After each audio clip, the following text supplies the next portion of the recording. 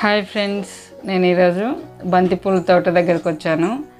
చూస్తున్నారు కదా, బంతిపూలు చాలా బాగున్నాయి. చూడ్డానికైతే చాలా అందంగా ఉన్నాయి. మనం బంతిపూలని ఎక్కువగా పండగలకు వాడుతుంటాము. ఇంటి డెకరేషన్స్ కూడా మనకి మొదట గుర్తొచ్చేది ఈ బంతిపూలే.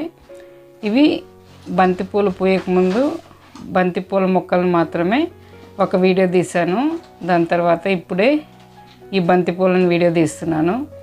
వినాయక చవితి నుంచి ఈ పూలు పోయడం స్టార్ట్ అయింది. దసరా, దీపావళి వరకు మనకి ఈ పూలు అందుబాటులో ఉంటాయి. పూలు అయితే చాలా బాగున్నాయి. వినాయక చవితికి అయితే చాలామంది ఈ పూలను తీసుకున్నారు. చూస్తున్నారు కదా ఎంత బాగున్నాయో. ఇలా పూల తోటల దగ్గరకు వస్తే మనసు కూడా చాలా ఆహ్లాదకరంగా అనిపిస్తుంది. ఓకే ఫ్రెండ్స్, వీడియో నచ్చితే లైక్ చేయండి, షేర్ చేయండి, సబ్స్క్రైబ్ చేయండి. Bye friends.